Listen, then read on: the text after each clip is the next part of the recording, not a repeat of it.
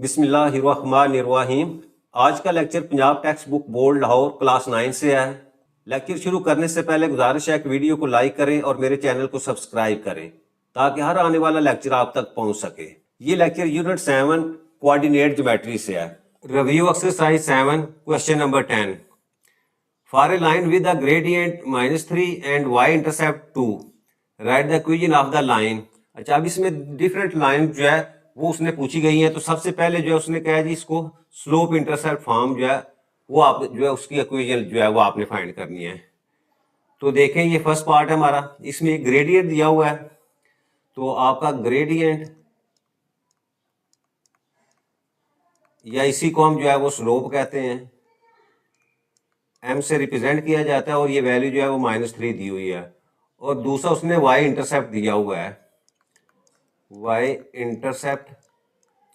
Intercept को हम जो है c से रिप्रेजेंट करते हैं और ये 2 दिया हुआ है। अब स्लोप इंटरसेप्ट फॉर्म हमारे पास क्या है, वो है जी y is equal to mx plus c। ये स्लोप इंटरसेप्ट फॉर्म है। अब इसमें हम ग्रेडियंट और y इंटरसेप्ट की वैल्यू जो है वो पुट कर देते हैं। तो हमारे पास आ जाता है जी y is equal to m की जगह हम लिख देंगे -3x और c की जगह 2। तो ये हमारे पास जो है वो स्लोप इंटरसेप्ट फॉर्म आ गई। नेक्स्ट है जी B part, point slope form using the point, उसके कोऑर्डिनेट्स 1 2 दिया हुआ है। ये कहता है पॉइंट स्लोप फॉर्म की इक्वेशन जो है वो फाइंड करें और पॉइंट कौन सा है वो दिया हुआ है, वो हम लिखते हैं। पॉइंट हमारे पास है जी 1 और 2 और जो स्लोप जो हमने पार्ट 1 के अंदर यूज किया है उनकी वैल्यू जो है वो है -3। तो अब इसमें ये वाली जो वैल्यू फर्स्ट कोऑर्डिनेट है इसको हम x1 कहते हैं और जो सेकंड हमारा कोऑर्डिनेट होता है इसको हम कहते हैं जी y1। तो पॉइंट स्लोप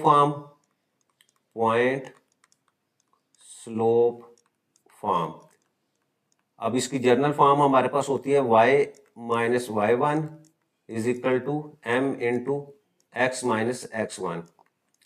वैल्यूज पुट करें, y माइनस y1 की वैल्यू हमारे पास 2 है और m की वैल्यू -3 है और x माइनस x1 की वैल्यू हमारे पास 1 है।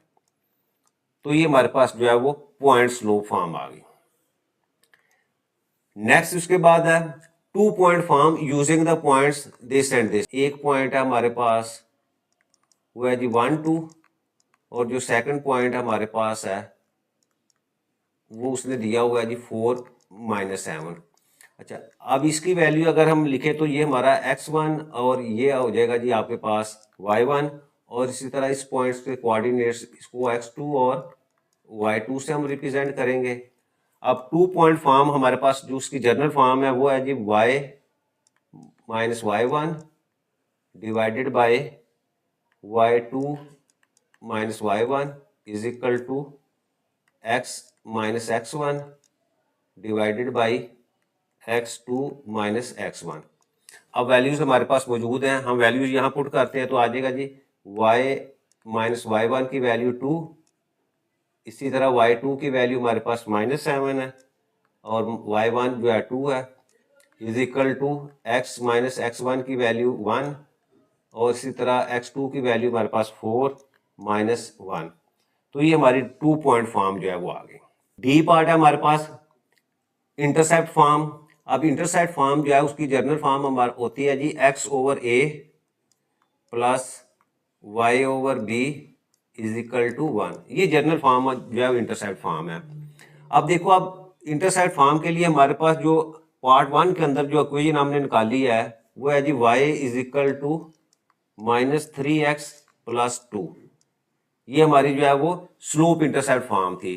अब हमने क्या करना है, इसी जो है वो स्लोप इंटरसेप्ट फॉर्म की मदद से जो है वो इंटरसेप्ट फॉर्म जो है वो लेके आनी है।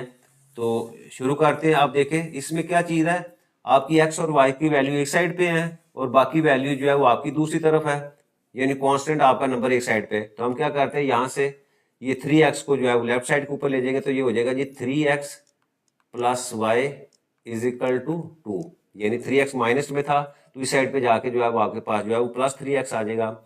अब राइट साइड के ऊपर आपके पास 1 होना चाहिए, तो क्या करेंगे हम दोनों तरफ जो है वो डिवाइड कर देते हैं, divide by 2 on both sides.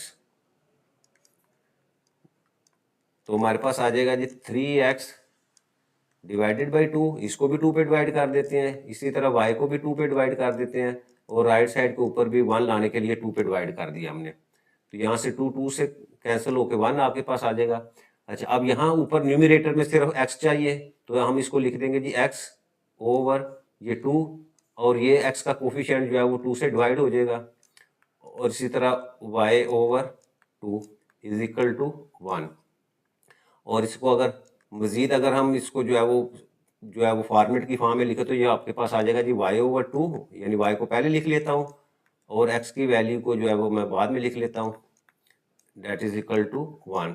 तो ये आपके पास जो है वो इंटरसेप्ट फॉर्म आ गई। नेक्स्ट हमारे पास जी सिमेट्रिक फॉर्म। अब सिमेट्रिक फॉर्म में जो इक्वेशन हमने लेके आनी है वो हम पार्ट 1 से लेके आएंगे। तो मैं यहाँ लिख लेता हूँ पहले फ्रॉम पार्ट ए।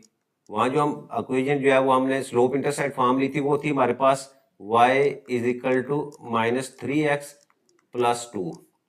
अब सबसे पहले क्या करेंगे, ये -3x इसको मैं जो है वो लेफ्ट साइड के ऊपर लेके आऊंगा तो ये आपके पास आ जाएगा जी 3x plus y is equal to 2।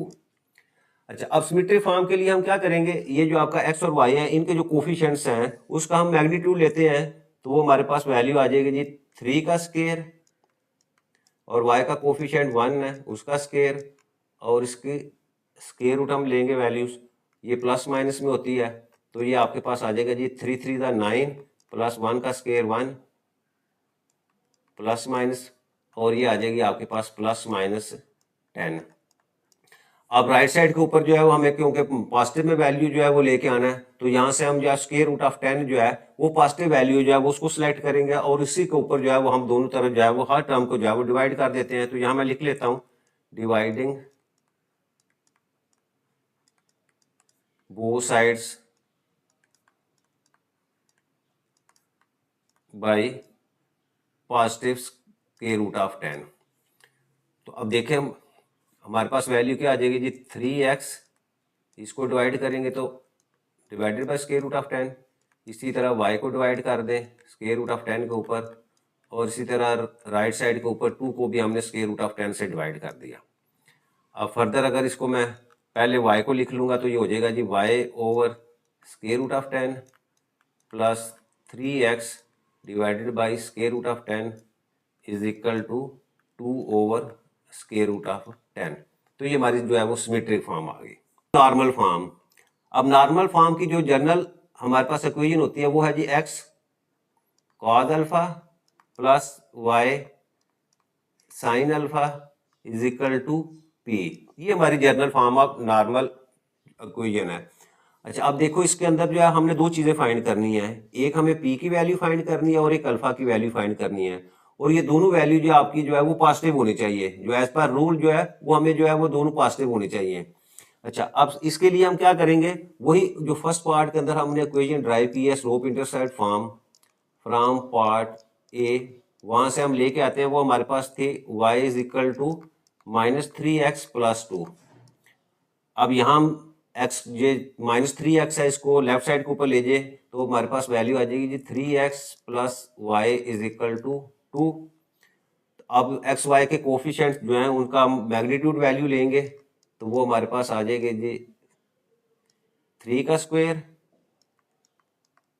Plus 1 का स्क्वायर, इसको फर्दर सॉल्व करें तो ये वैल्यू आ जाएगी 3 3 9 प्लस 1 का स्क्वायर 1, तो ये स्क्वायर रूट ऑफ 10 जो है प्लस माइनस में।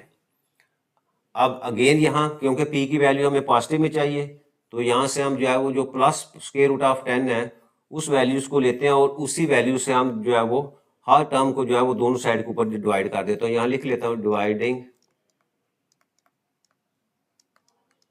बोथ साइड्स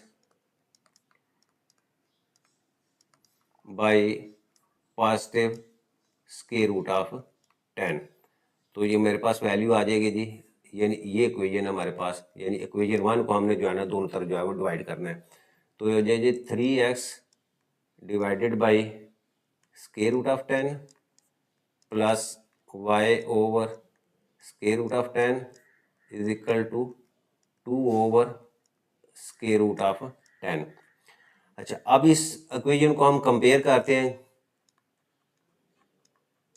कंपेयरिंग विद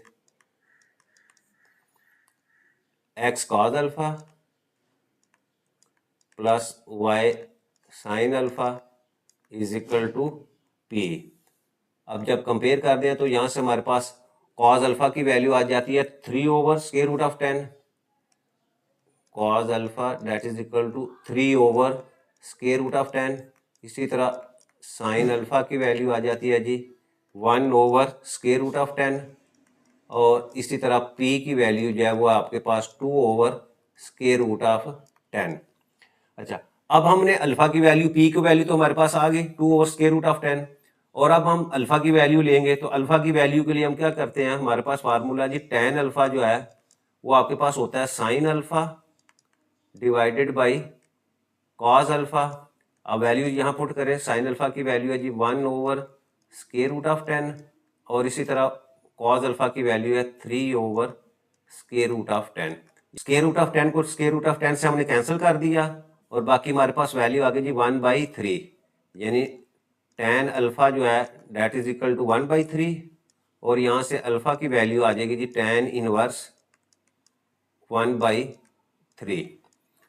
अब कैलकुलेटर की मदद से हम इसकी वैल्यू फाइंड आउट करेंगे तो ये हमारे पास आ जाती है जी 18.43 डिग्री। अच्छा, अब देखिए ये अल्फा की वैल्यू आ गई। अब हमारे पास जो है अगर हम cos अल्फा और sin अल्फा की वैल्यू ले देखें तो ये दोनों वैल्यू जो है वो आपकी पॉजिटिव है। तो अगर हम आपका कोऑर्डिनेट प्लेन देखें तो आपका जो फर्स्ट क्वाड्रेंट है इसके अंदर आपकी sin अल्फा और cos अल्फा दोनों की वैल्यू जो है वो पॉजिटिव होती है। तो इसका मतलब क्या हुआ, आपका ये जो अल्फा है ये आपका लाइज कहाँ कर रहा है, अल्फा यहाँ मैं लिख देता हूँ, alpha lies in first quadrant यानी फर्स्ट क्वाड्रेंट के अंदर लाई कर रहा है क्योंकि आपकी साइन अल्फा और कॉज की वैल्यू जो है दोनों जो है वो पॉजिटिव है। तो वो ये सिर्फ और सिर्फ जो आपके फर्स्ट क्वाड्रेंट के अंदर जो है वो पॉसिबल है। तो यहाँ से हमारे पास जो है therefore required normal form is, वो लिख दें हम यहाँ x cause of alpha, alpha की जगह हम लिख देंगे 18.43 degree plus y sine alpha की अगेंस्ट जो है वो 18.43 डिग्री इक्वल टू p की वैल्यू हमारे पास है जी 2/√10। तो ये हमारा क्वेश्चन जो है आखिरी पार्ट जो है इसका वो कंप्लीट हो जाता है।